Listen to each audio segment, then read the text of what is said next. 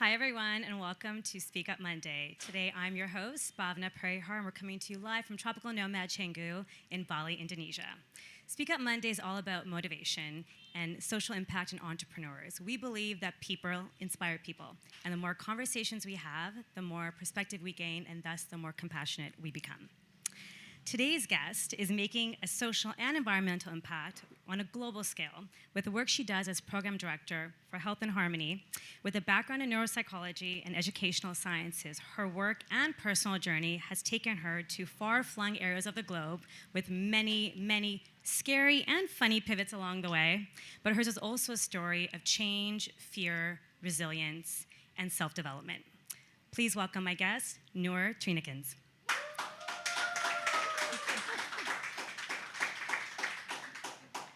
So let's start with the organization, and in your perspective or in your words. I mean, when one goes on the website, we can read the mission about, the rainforest deforestation, trying to halt that and make lasting change. But I'd love to understand from you how you feel your NGO, the one you work with, is doing things differently and why. Yeah, sure. So I work for Health and Harmony. Health and Harmony is an NGO based in the United States, but we have programs in Madagascar, Indonesia, and Brazil.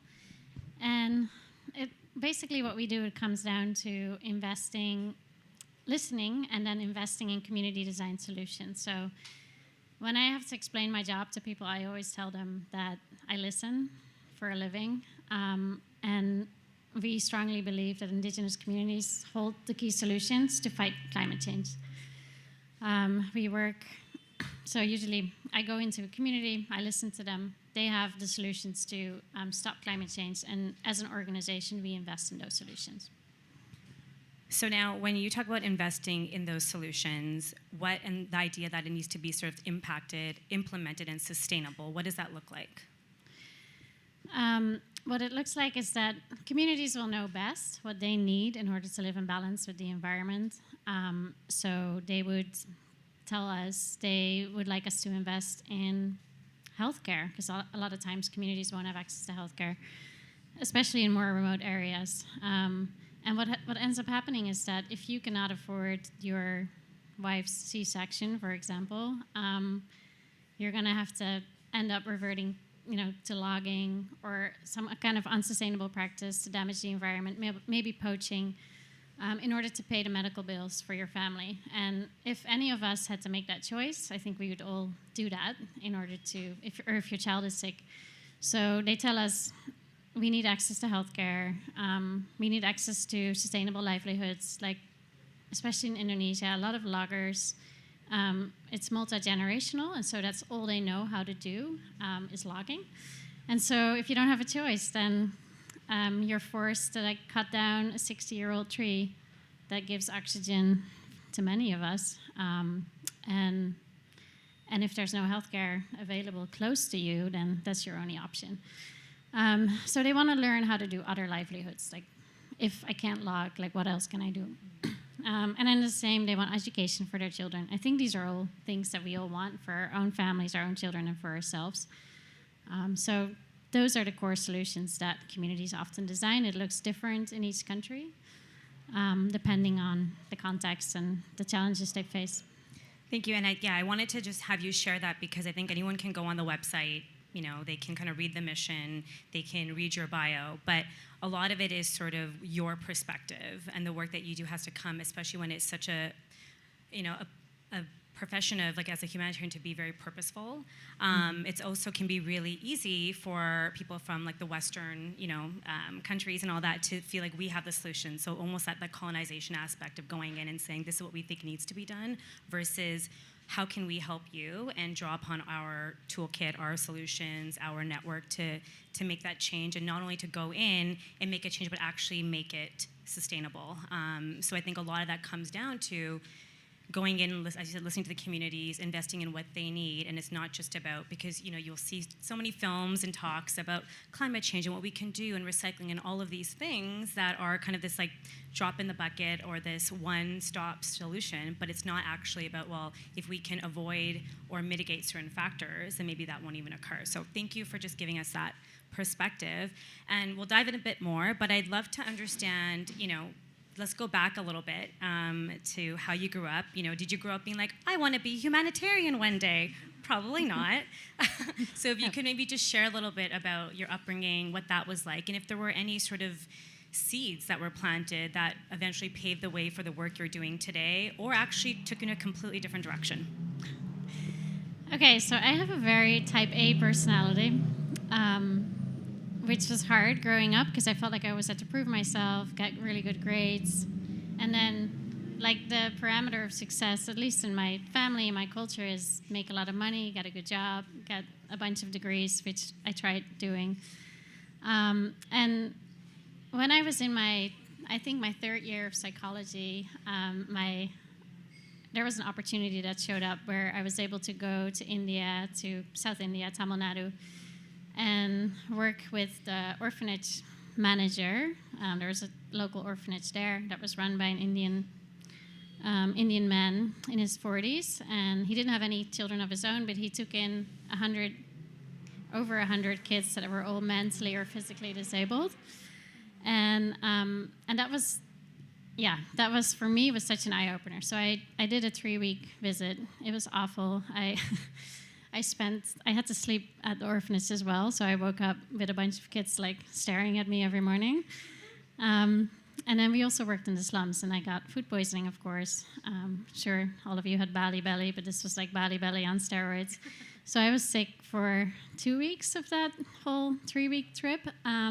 But it was such an eye-opener for me that, first of all, the way humanitarian work is done is quite colonial, to be quite honest. Like, it's a bunch of white people coming in, or people from the Western world coming in and basically telling the orphanage manager that I was in contact with what to do and how to run his NGO and how to run the orphanage. And so that was eye-opening for me, and I was like, this can be done different, but what do I know? This was my first experience. So I came back from that trip, and then I went on to pursue my master's degree in Boston. And I was hoping, because I was still trying to please my parents and my friends and my, at the time, boyfriend. So I was like, I'm going to be a consultant at McKinsey, because that's like the most successful thing you can do, and it gives me a good salary. So I did a bunch of interviews. I eventually managed to get into a management consulting firm, and I was so miserable. I think I held that job for 3 weeks, and I woke up, and I remember it's almost 10 years, well, it's over 10 years ago now. So I woke up January 1st, 2013. I was like, I can't do this anymore. So just bought a house too, which was very convenient. So I broke up with my then 10-year-long relationship, and sold the house to him. And I was couch surfing for a little bit and had a lot of freedom in doing that. And I got a text message from a friend in Boston who said, we have a job opening in Uganda, if you're interested. I was like, I've never been there, and I don't know what the job is for. He's like, let me get the job description to you. It was for administrative assistant. I was like, I'll do it. I'll apply. I mean, I got, at that time I had 4 degrees, and I was like, all right, why not, put my skills to good use as an administrative assistant in rural Uganda. I had to actually look up on the map where it was, to be honest. And so 5 months later, I moved to Uganda, and this was May 13th, 2013, so exactly 10 years ago. So I want to just pause right there, because the thing that's really wonderful about being able to be up here and have these conversations is, so Noor and I are friends, and she's very humble. Most of us in her network don't even know the life that she's led, the places she's lived in, the stories. And I kind of made a joke to her right before this talk that I want to humanize the humanitarian. We obviously see that the work you do is noble. We can read it, we can visualize it, but there are so many parts to it that we don't see. And I'm sure there are parts of it that are scary, and the risks that you're taking. I mean, and the theme of this talk was how to impact and implement globally. But I think for anyone who is pursuing a career of purpose and change, a lot of it has to come from you first. And that can be very scary, because you have to overcome a lot of your personal fears, corporate conditioning, family conditioning, all of that. And in your case, to say, yeah, I've done 4 degrees and I've lived this, a very well-educated and privileged life, but I'm just going to go to Africa, where I've never been, to a country I don't even know where it is exactly, and take a job that is potentially beneath my pay scale. And I think there's just so many universal truths to that story and along the stories we're going to get into. So I just want to take a moment to acknowledge that. That's kind of why I'm so happy to have you here, so we can kind of dig into who you are. So talk to me a little bit about Uganda. You think you spent several years working there. In those, are there a couple moments you can highlight that was maybe funny, another moment that was scary, another one that was hopeful, that sort of started you to kind of reiterate the path that you're on? Yeah, sure. There's many funny moments in Uganda and many scary moments as well. I'll try and keep it decent for the audience. But I'll start... Okay, we can go non-PG, it's totally fine. Okay, good. No, I'll start with a funny story. Maybe it's good to start there. Uganda was a challenge on its own. So I was living in a small village. I'd never been there, so I had no idea what to expect, which I think was better in a way. And the Ugandan government at the time decided that it was a good idea to sell all their power to Rwanda during the weekends. And it started on Friday, Saturday, Sunday. I think I arrived on a Friday night, and it was pitch black everywhere. So I'd never been to Uganda. I had no idea what it looked like because everything was dark. My driver didn't show up to pick me up from the airport. I had no idea the hotel I was staying. So it was a bit of a shit show. And I stayed the first night in Uganda. We pulled up at the hotel, and there were armed guards around the whole compound, and I thought the hotel was, someone was like taking over the hotel, and they were after me. That's how little I knew about Uganda, but it was just for show. The guns are not loaded, often. They're actually from the Second World War, so they don't even make the bullets anymore for those guns. And I was staying there tonight, and I was like, all right, so this is where my new life is going to start, and this is what my life is going to be like for the next, God knows who long, because I bought a one-way ticket, and I had no idea when I would come back. And then I showed up the next morning. Like, I was able to get to the hotel through using some sign language. And the next morning, they took me to my new home, where I was supposed to live for a couple of years, or TBD. And there was no electricity at the house. There was one guard at the house who used to rest his head and take a nap on his gun. And then we had a bunch of dogs that were trying to attack me, that were supposed to safeguard the compound. And there was no electricity. And then on top of that, I got food poisoning and I got typhoid. So that was my welcome to Uganda. And my coworkers were wondering, I hadn't met my coworkers yet at that point. They were wondering, where is she? Why isn't she not showing up at work? Because I was sick in bed with typhoid. I had 42 degrees fever. And eventually someone decided after 3 days to check up on me.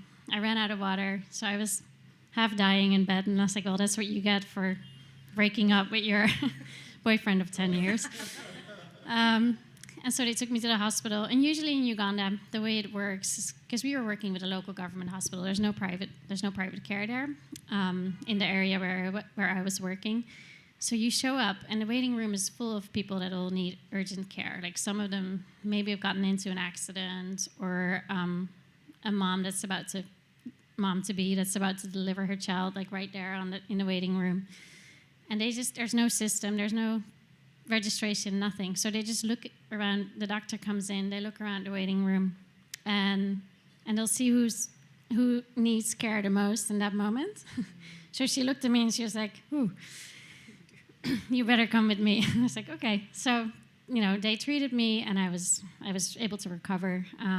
But it was a very humbling experience, because immediately I got to experience the Ugandan healthcare system, how dysfunctional it was, and how understaffed it was, and also had almost near-death experience. And it was for me, it was actually a reset button. It was like, okay, this is how it's going to be, and it was funny in a way. It was challenging, and it was also very humbling. And I've seen over the years, I've seen so many community members, or people not being able to get the care they need, and it's very challenging, and that's, I think, the hardest part of the work.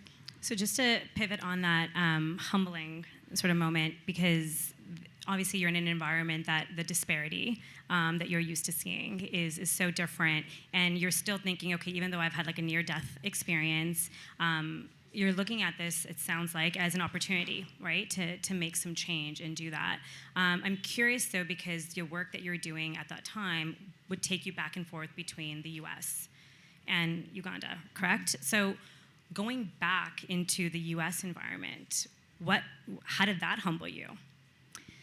Yeah, it was interesting. So I didn't grow up in the U.S. I'm from the Netherlands, but I did go to school there, and our office was located in Boston. And I kind of went from being an administrative assistant to being a program manager to all of a sudden having to raise funds for the entire organization, and having to take care of a bunch of donors, like wealthy Americans that would come to our site and like wanted to visit the hospital, do a safari, and go back home to their comfortable lives. So every time they visited Uganda, I had to make that switch to better understand the background that they came from, which was probably more close to the background I came from. But then we would sit in a hut in rural Africa. This is like really, really remote. And we were in this tiny hut, and there was a mom that presented her baby to us, and the baby had malaria, which is really easy to treat, but not if you have the medicine.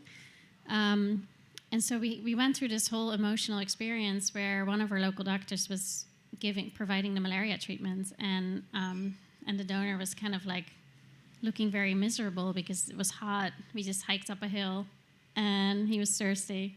And we got out of the experience, and they told me like, I could really go for some sushi right now. So it was a bit of a mind switch, but then I also have to realize like the background that they come from, and how different that is, and that I probably also wouldn't fit in their world. And that's kind of what happened later on. Like they would fly me to these big fundraising events to talk about the program. And first of all, why am I talking about the program and not someone from Uganda? And that would always really kind of annoy me, and I would get upset about it. But at the same time, maybe they want to hear from someone that they can relate to more.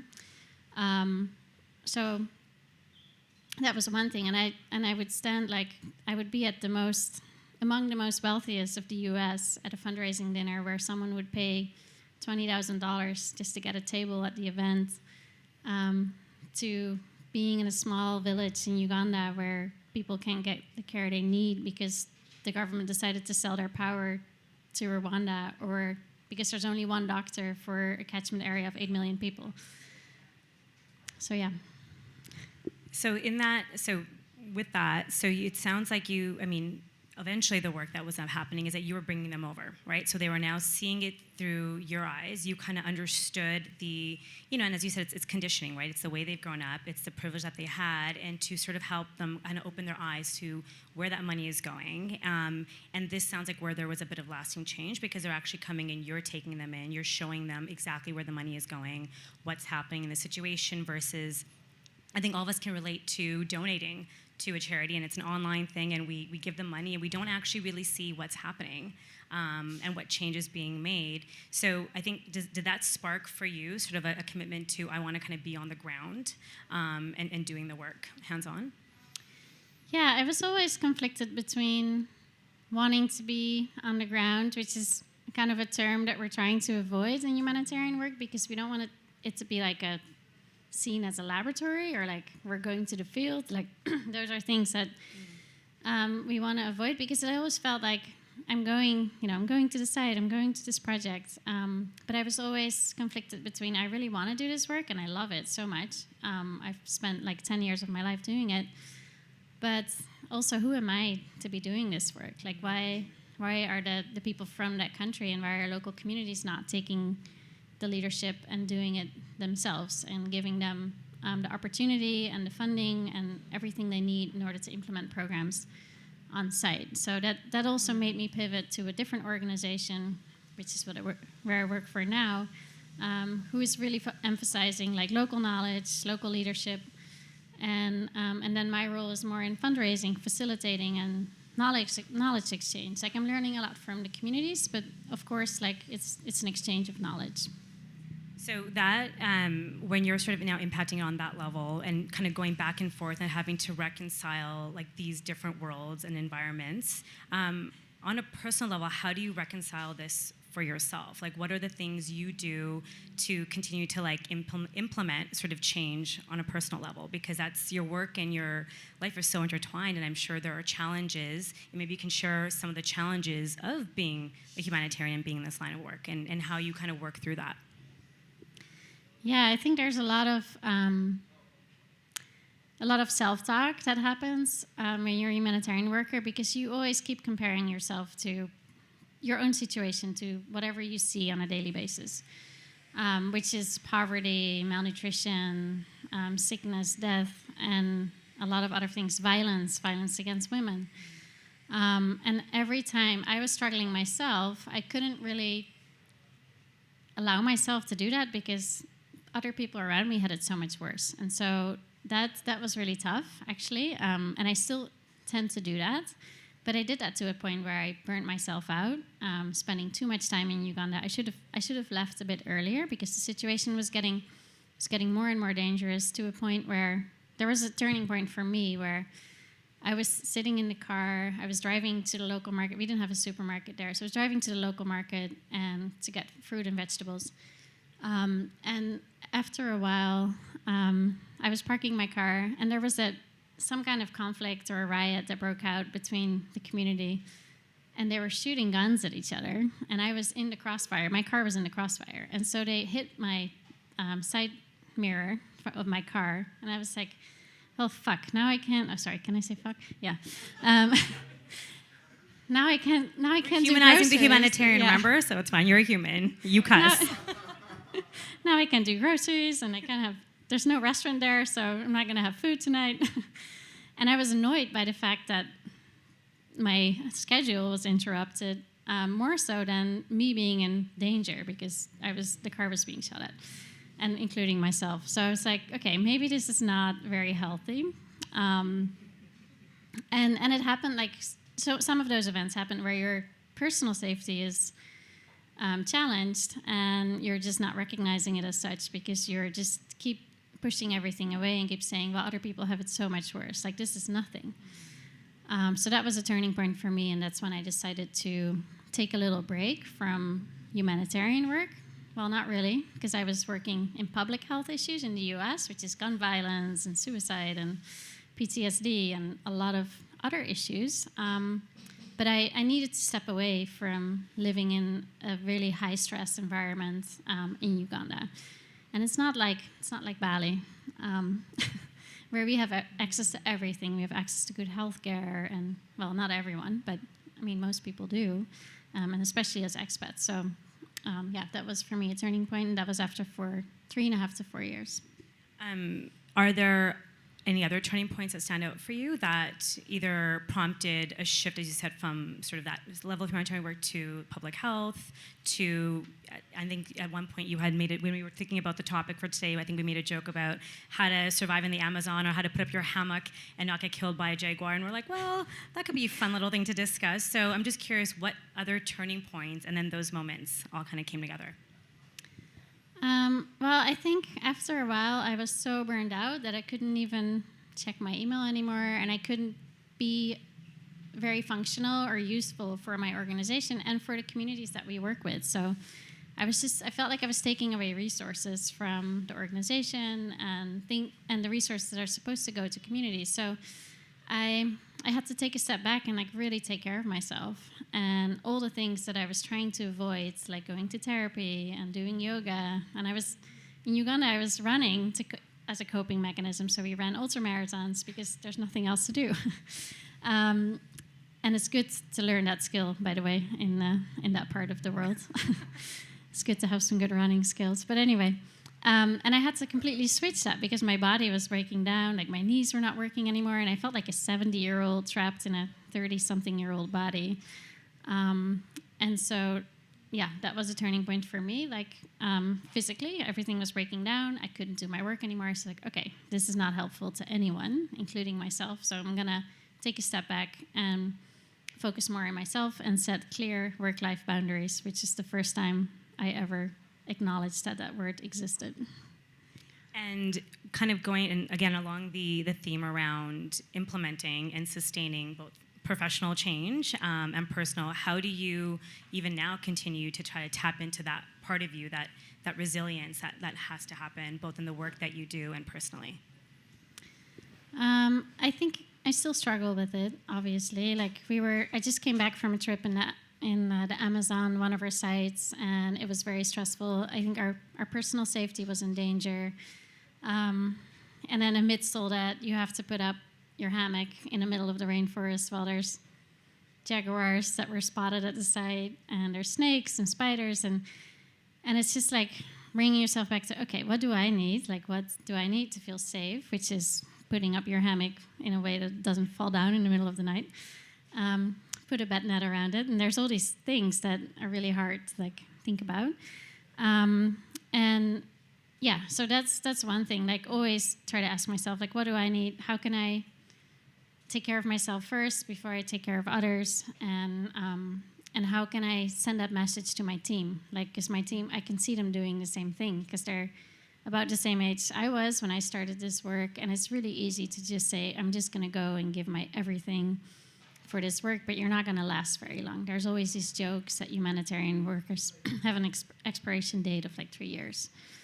Oh, wow. Okay, did not know that. And I think that's part of it, right? I think it can be so glamorized, that we think that, we're actually making like real, human impact, and we're touching this maybe less privileged soul, and at what cost, right, to ourselves. So let's pivot a little bit. How about a story of hope? Maybe more so on the community level and the work that you were doing that you found, maybe it wasn't even hopeful from, an organizational standpoint or what one would consider, but more of like just an experience that you had with the community that you found kind of gave hope to them and hope to yourself. Yeah, I mean, let me just start by saying it's really easy to lose hope and to feel a lot of disparity because you see the worst of the world many times and the worst of what people can do to each other. So it is good to remind yourself of those stories of hope. And I was actually able to find that in Madagascar. Well, I found many moments of hope, but one particular one that stands out for me was in Madagascar. I was there just trying to think. I've been there many times this year, but I think it was January, yeah. And I was there, and I was talking with one of the communities that I was listening to, like I think 3 years prior to that. And then COVID happened, and I wasn't able to go back. So first of all, the community members recognized me, which I thought was like, wow, like I'm really bad with names and faces. And so I felt a bit guilty because I had no idea, like, have I been to this community yet? Well, clearly. And we did another listening session kind of to check in because at that time we already rolled out the program during COVID. We have a fully Malagasy team there, and they did an amazing job like investing in community design solutions around healthcare and conservation, and they're planting trees, and their children are going to school. And so as I was sitting down there, usually the way we listen is I always say, like, I'm here to listen to you. I'm not going to talk a lot. I'm here to learn from you because you're the experts on how to protect the rainforest. And at that time, like in Madagascar, in some communities, when you meet with the communities and interact and engage, the village leader always has to sit higher than you do. It's a sign of respect for the village leader, and you're not allowed to look them in the eye, make eye contact, and they always have to speak first. So he started by saying, like, well, we have a message for you, and the women want to convey this message to you. So they sat me down, and the women made, like from materials that they produce, sourced locally there.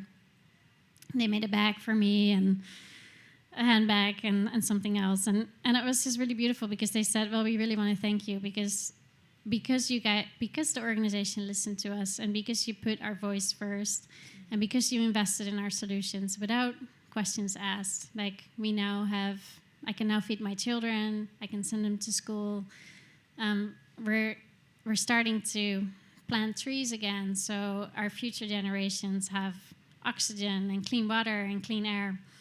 And that was a really beautiful moment because that's when I realized, like, oh, this is why I'm doing this work, because it's so easy to get caught up in I have to answer emails, I have to take late night calls, I have to travel, and I have to drive in an uncomfortable car and sit down for 3 days and fly long flights, and none of these are business class, obviously.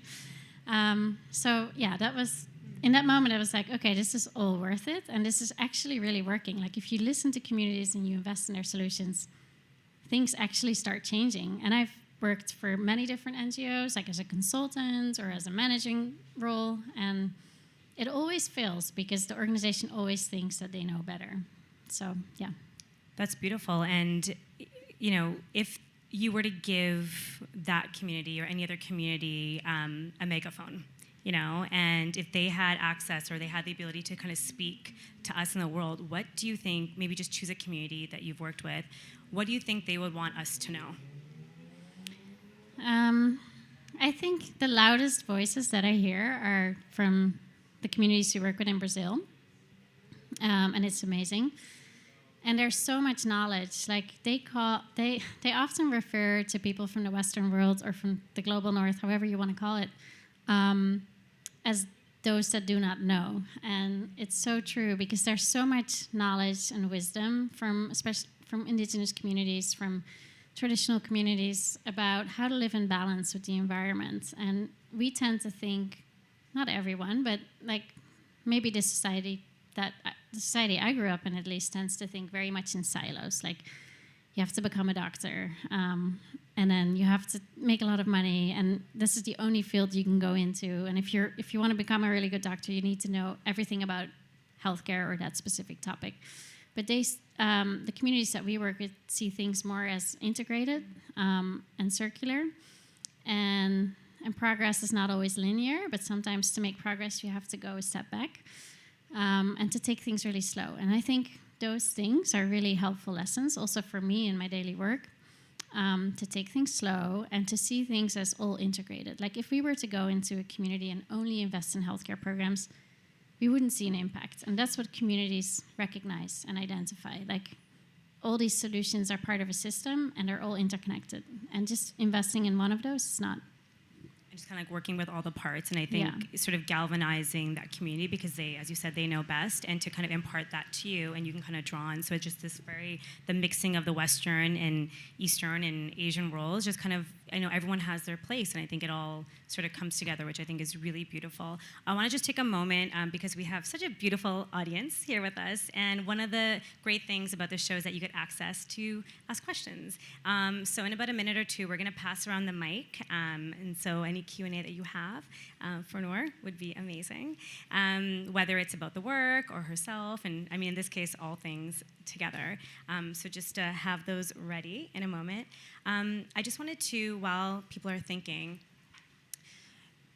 what are the things that if someone, you know, young, bright, bushy-tailed is like, I want to help the world and I want to make an impact, and what are, you know, a few, maybe 3 things that you'd want them to know that you didn't know, or some of the realities that are there that we may not understand or have any context for?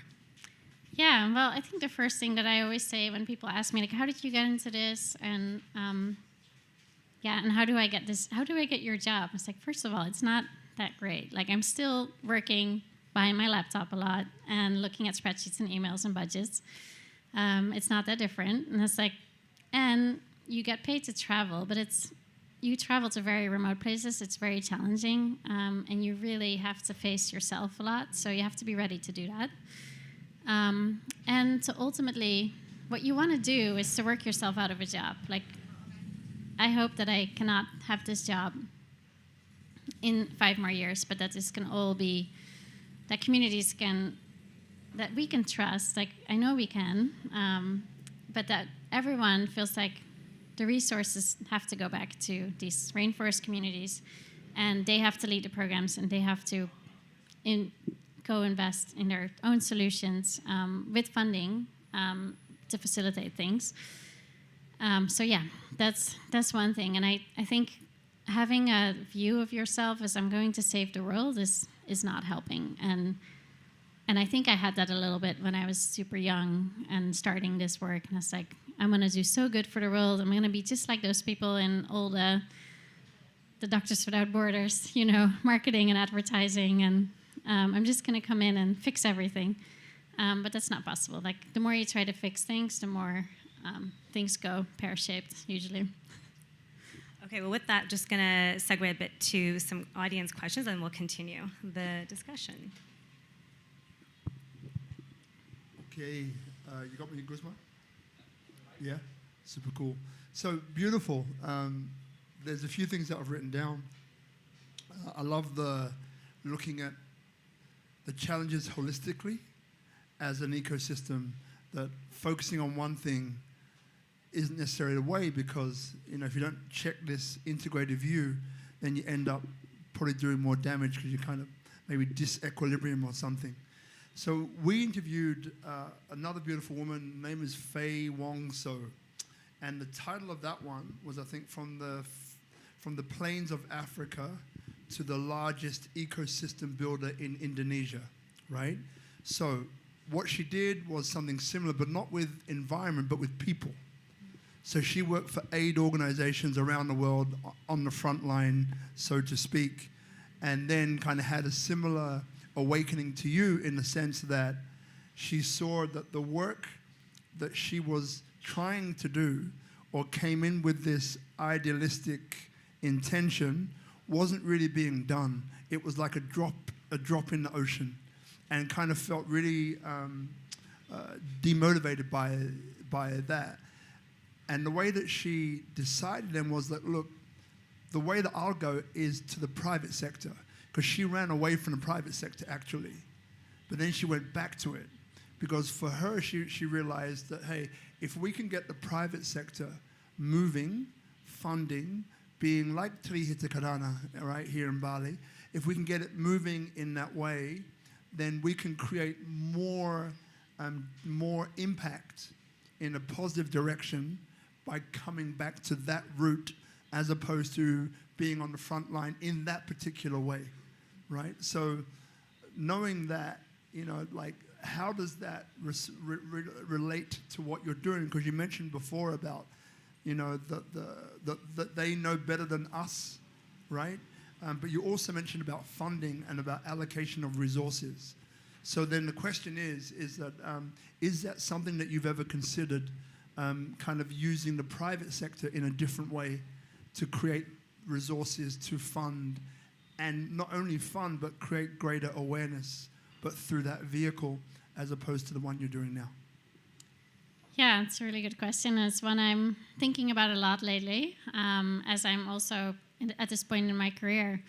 It's like, how can I make more impact, and how can we as an organization make more impact? And part of that involves engaging those that have all the resources, and that's oftentimes private companies. And there's just there's such a lack of awareness on what's really going on in the world and how you can best make impact. And usually the biggest people in the room have the loudest voices. Like, there's these bigger NGOs that have a really good name for themselves, and they get most of the funding, where actually the most of the impact is at a local level, first of all, and the smaller NGOs that are really close to the communities and that have a lot more knowledge about the day-to-day, and not get roped up in all the bureaucratics of NGO work. And so I would see myself like going into the private sector and hopefully creating that awareness around listening and respecting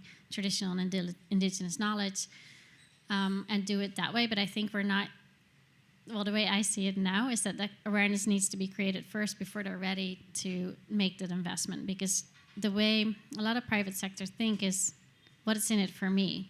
It's like, if I invest in this part of the forest, so what's in it for me? And I always say oxygen and a planet to live on for your kids, clean water, and for them to realize that we're all connected. If these communities in this part of the world are not doing well, it's ultimately also going to impact you, because it's all circular and we're all connected. That's another one right there. Last, not even a question, just a point.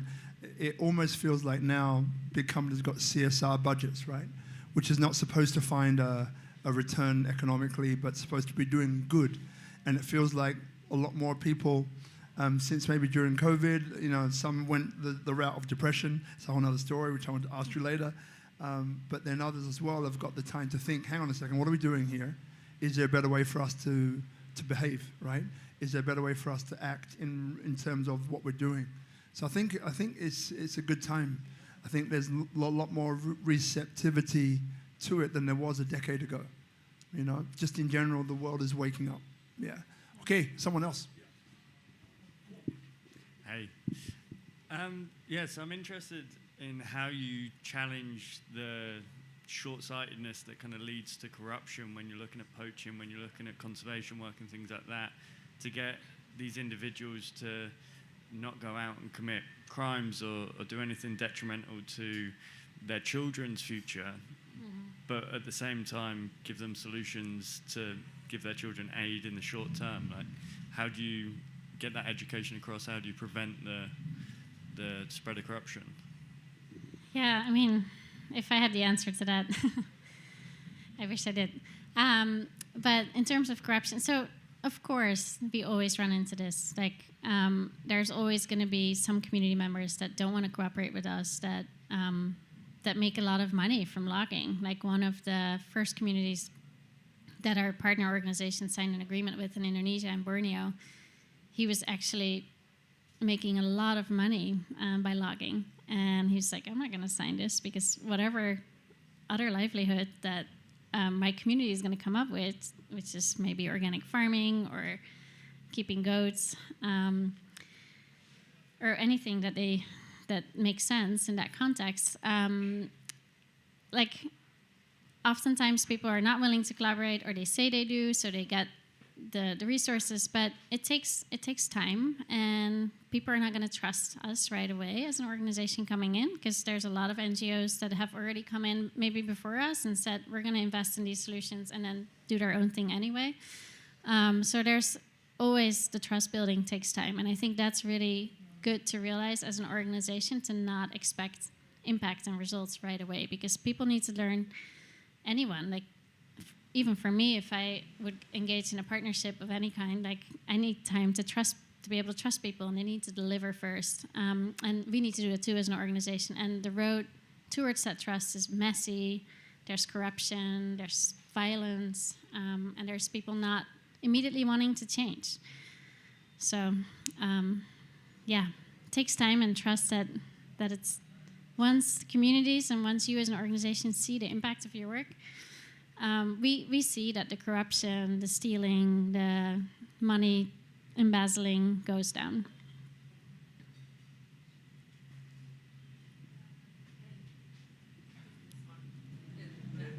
Just give a minute to turn the volume up. Oh, okay. So first of all, thank you, because I'm just starting an impact also opportunity. Thank you, Robert. With the deaf community, and a lot of the things you said, it was just touched my heart a lot, especially about trying to do an impact like this and expecting things to work immediately. I was wondering, in terms of your projects, if you also considered in documenting the knowledge that this population, that these communities have, so that the impact can be also listening to them, but transmitting to future generations and maybe across the world. Yeah, so we only invest in those solutions and in those programs that the communities design. But there was one community in Brazil that asked us, as a solution to climate change, to document their local indigenous knowledge and make a documentary. And the documentary is not something that we would ever probably want to watch on Netflix, because it was very the day-to-day. Like, this is what it looks like to go fishing, and they follow one of the elders, like, that goes to the river and gets fish for that day to, like, put food on the table. This is our language, which is not really written down anywhere, but just passed on from, like, generation to generation. And as these communities are struggling with their kids going to school in a different part of the river communities where they live and work, their kids are being exposed to different perspectives and different languages and to phones and internet. And how do you keep that identity of and that knowledge that they have? Because there's incredible wealth of knowledge around the use of plants. Like, ayahuasca is a really good example. it's almost statistically impossible to find that combination of plants to create this really amazing mental health drug. And when you ask the communities, they found it just by listening to the forest, because the forest, and when they're sick too, and animals have this too, like dogs know to eat grass when they feel nauseous, and we all know that too as humans, but we've been so out of touch, right? So and they haven't, like some of them haven't yet been polluted, if that's the word I like to use, by society and technology and exposure to all those things that we're exposed to on a daily basis. So they are much more in touch and are able to speak to the forest much better than any of us would ever be. And that knowledge is super important, I think, to document, because ultimately that's what's going to save us. Yeah.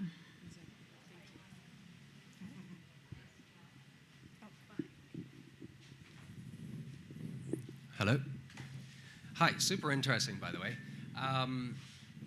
So on the flip side, I, for 8 years, worked for the largest natural rubber company in the world. We grew through growth, through acquisition, and one of the companies that we bought had previously deforested, displaced communities, all sorts of things over decades, right? This is both throughout West Africa and Southeast Asia. So I was their head of sustainable development for 8 years, and tried to basically counter all the negative that they had done. And what I found was I spent 80% of my time fighting internally to get the budget to be able to do the things that needed to be done. So I learned firsthand that funding these projects, whether it's community development or environmental preservation or whatever it be, is extremely tough. And you touched on this, right? The private sector needs to see a return.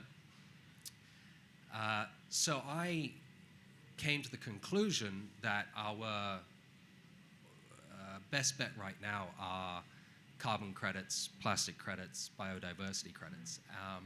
And I'd like to get your take on the credits. Yeah, I think with everything, like it's a great initiative, right? And I believe that that's probably one of the ways that companies can contribute.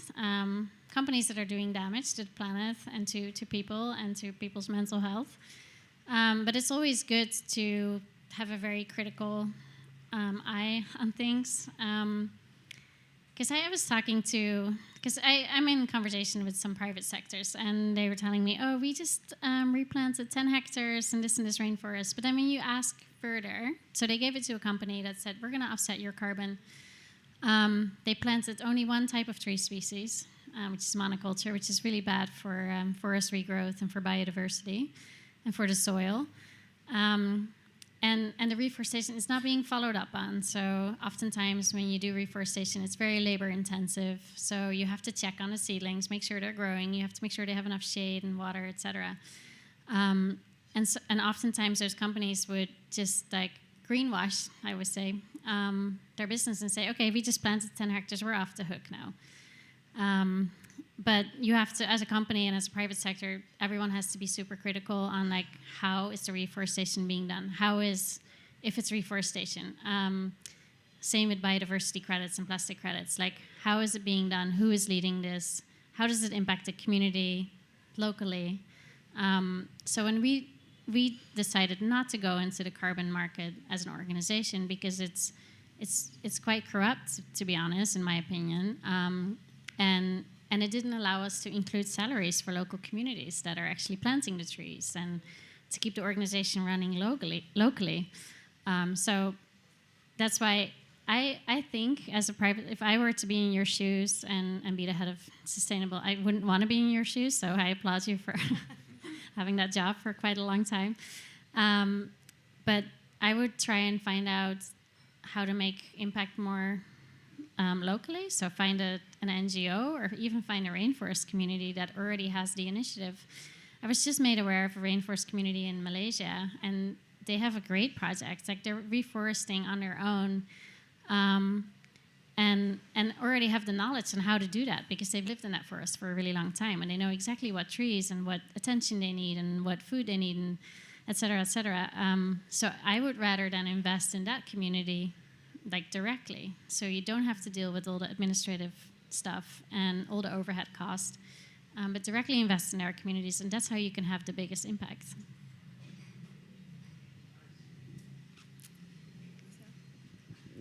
Just a super quick one. So what's the 3 things, a product, a service, a technology, that you don't have now that you'd like to have as an industry? So we're actually at this point right now as an organization, like how can we move away from just focusing on a few projects, but go scale as an organization, which is hard as an NGO to do. And there's this idea that we've been playing around with the community's input, of course, and we call it Rainforest Exchange. So it allows us to upload community design solutions to protect the environment on an app, so that you as a donor or as a company can see like, oh, these are the solutions they identified. We just give the funding directly to them. It's kind of like Kickstarter in a way. Kickstarter of yeah. Wow. And but then we came across the question, like, how do we measure impact? Because companies are going to want to see how many trees were replanted, how much healthcare was given, or how well we invested in the solutions. And so that is how we see impact, right? But then the question is, what's most important is, our communities thriving? Like, even if you plant 10 hectares or you plant whatever, how many hectares, and you give excellent healthcare, communities have a way of measuring impact very differently. And as an organization right now, we're trying to work with communities to design a community thriving index where they can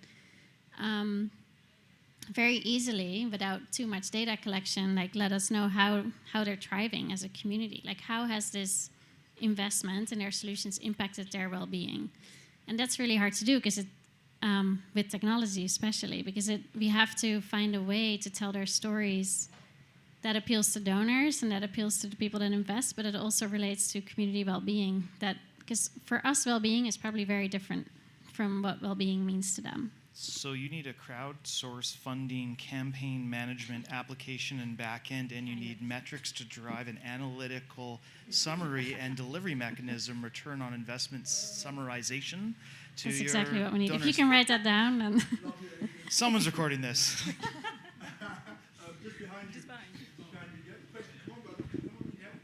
Thank you. I like that previous question too. So where do you hope this sustainable investment movement will be, and where do you hope it will be in the next 5 years? Yeah, it's a good question. I hope it can move away from needing NGOs like the NGO I work for or any other NGO to directly trusting and investing in the communities to do it themselves. But it's going to take more than 5 years. I'm trying to be optimistic, but it takes a lot of, it's very uncomfortable, right? Like, for donors to shift the funding from having the safety net of the NGO and making sure that funding is well spent and having an NGO report back to you as a donor with the impacts that you made and give them an annual report to, I'm just going to give the money to communities and I'm going to see what happens. I always call it the big experiment. And we're hoping to do that as an organization, but I think it's going to take a lot of time, but I hope eventually sustainability can go there.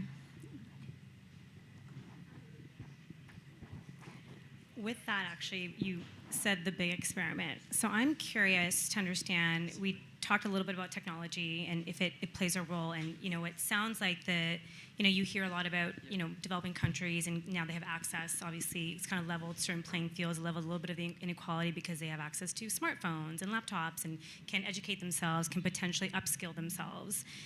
And then there's the rainforest, more remote communities who, as you said, just the basic needs aren't even being met. So I'm curious, in your opinion, if it was a big experiment and you were kind of going in on your own, where technology, even just like basic access technology, could play a role, if it plays a role, while also kind of meeting sort of like the basic, if you think about like the hierarchy of needs.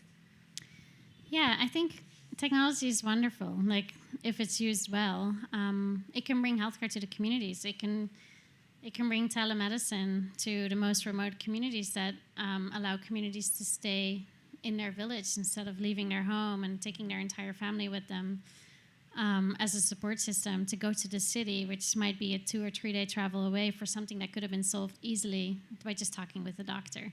And telemedicine allows for that. And I think drones are really annoying in Bali or any other place. But they're also wonderful things for like delivering medicine and delivering things to really remote places that maybe, and even to drop seeds to like for reforestation. So technology is great, and also for the kids that are within these communities, like during COVID, like a lot of learning transitioned online, and if they all had Wi-Fi, which is one of the things communities requested, if they had Wi-Fi points, like their kids would have access to education. So that's where I see technology being a good thing. And also another really good thing about technology for what we're trying to do is to measure carbon sequestration and absorption. And so GIS mapping and like satellite imagery is really amazing for that, and to see like how is the forest growing back. And Thank you. So I know we've talked a bit about your personal story, which with a lot of more anecdotes to come, and your professional journey and what you're doing now and what you think could be done differently, where you see some of the gaps are and the opportunities. More so on a personal level, understanding what are some fears that are coming up for you, and potential areas that you think on an individual level or a larger level could help. I always have the fear that I don't want to be in this job too long, because you get jaded and you lose hope sometimes. And when people do one thing for a really long time, they get stuck in their ways and not open to change. So I don't want to be that person. So I hope that I can recognize in time when it's time for me to pursue something else and make impact at a different level. And for, I guess, any, as we talked a little about technology, even just some of the ways, as you said, just helping sort of like from an educational standpoint, or just giving access, knowledge share, et cetera, do you see that as an opportunity for, some of the communities here who are nomadic and stuff to kind of play a role in partnering with you and the organization to bring that? And is that possible, and what could that look like? Yeah, I think that's always, and that's also a reason why I joined co-working spaces, because I'm very isolated, especially in Bali and the work I do. There's not a lot of people that do similar work, and there is a small community, but there's also such a wealth of information about like how to build a website, which is a lot of NGOs. If you look at the general websites of mainstream NGOs, it's not great. And with the technology that we're talking about, the Rainforest Exchange, like we're gonna need that expertise, and we need marketing skills. Like we need to learn also as humanitarian workers, but also for communities, how to tell their story, because it's so amazing what happens on a day-to-day basis, and we have no way of communicating that, because that's always the first position to go when there's funding cuts, is marketing and social media and website and technology. So yeah, I would love, it would be great if people want to donate their time, or like we don't really believe in donating time. We do pay like volunteers or interns also to give equal access for everyone to be able to take an intern position. But it would be great, to do more of a knowledge, skill share exchange. Yeah, and I think Robert has something on that. Yeah, so just three things real quick. One, a company we interviewed called Rainforest Pavilion, who are in the same industry as you. Another one is Desi, who is a Dayak, who we interviewed twice, who's doing some incredible work in Kalimantan. I think that's West Kalimantan. Then in 2 weeks' time, we have a Batak, who's doing some incredible local work around plastic. Yeah, so, but there's more, they're the ones which come to mind, but we've interviewed more So yeah, feel free to have a chat. Happy to pass those leads on to you. They're wonderful, beautiful people just like you, massive heart, and they're very dedicated and committed to what they do. Yeah. It's great, and also great to see the more local knowledge and representatives at an event like this. So that's awesome. Can't wait to. Yeah, and I think we were just talking about that because when Daisy went on, it was all about, I mean, she's quite young, and it's about sort of, as we said, documenting and kind of, especially women's stories. We tend to hear about like his story in a lot of literature, and women's who were, it's a matriarchal culture, how they preserve their knowledge and all of that. And I think in work that you do, or maybe the bridge in between, is giving access to individuals who have a skill. They may come to the Western world to go in, document, share.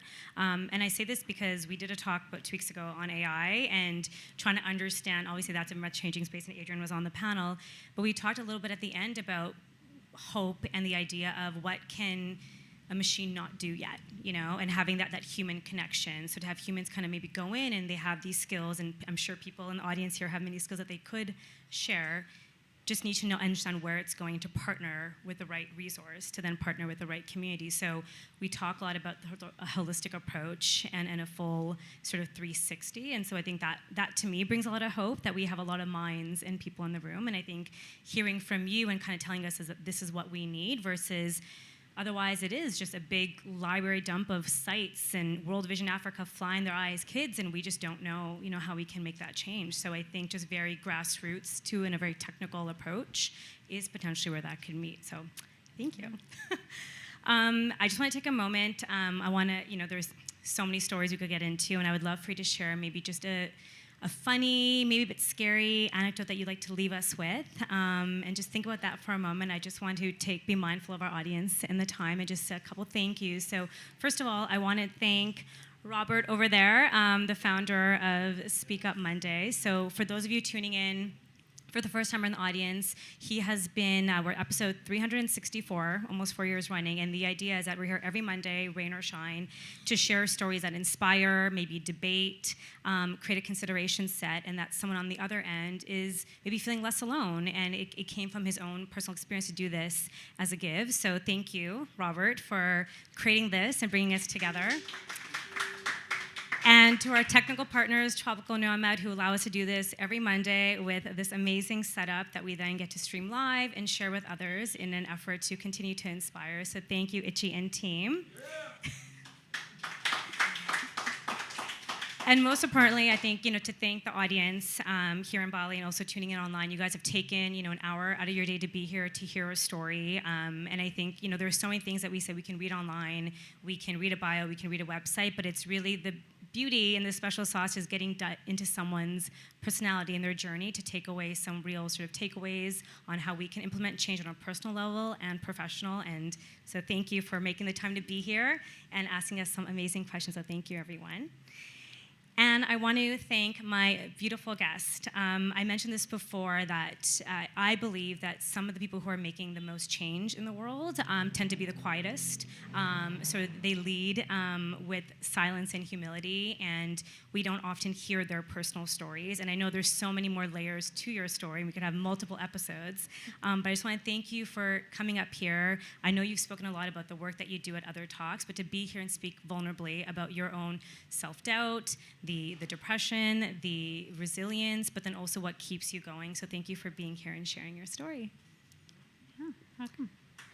And with that, I would love to, you know, leave us with one of probably many anecdotes that you'd want to kind of leave us with, whether it's funny, scary, hopeful, in between, and also if people want to connect with you in the organization, how they can. Great, yeah. So one message that I received from the rainforest myself, which is actually funny. So I was in Brazil 3 years ago, and we were listening to a community. We were talking about mental health, because I have a psychology background. And I asked them, and they told us that there's a lot of depression and a lot of suicide. And I said, well, what do you do in those cases? Because there's no psychologists, no psychiatrists around. And they said, well, we do ayahuasca. And I had no idea what it was. And I was like, oh, of course you do. And I didn't want to sound stupid, so I was like, yeah, sure. It's like, well, actually, we're doing it tonight, so if you want to join us. And I was like, sure. And there's no way, like I didn't have internet access, so I couldn't quickly look it up. And I was like, all right, we're just gonna sit in a circle and meditate and chant. Like I can do that, you know. I live in Bali. And so I ended up doing ayahuasca without knowing I was doing ayahuasca, all for the work. And it was a really great experience. I was with my team, and I was in charge of safety and security. And I was sitting there, I brought my passport with me because I thought it was probably important, like it needed to be blessed by something. And the whole way up, I was like, where's my passport? As I was tripping. I was like, is everyone else feeling the same way I do? So I looked over and I saw my one of my team members like hugging herself and like chanting to the fire. And I was like, okay, we're all on this journey together. That's great. But the message I got from the women in the community that ended up taking care of me because I was a bit of a mess was that everything is going to be okay, and you're going to have to take it very slow, whatever you do, as an organization, as an individual. So sort of like letting go, trusting the process, are these themes that come up for you both personally and in your work? Yeah, exactly. And is there, if people want to reach out to you, organization, how can they do so? How can people get involved or learn more? Yeah, so you can go to our website, you can visit our Instagram, and you can also visit my personal Instagram. I have all the journeys I do, and the listening to communities is on my personal Instagram as well. And yeah, donate to planting some trees and supporting communities. Or reach out to us if you have a skill to share. Amazing. Thank you so much, and thank you, everyone. And that's it.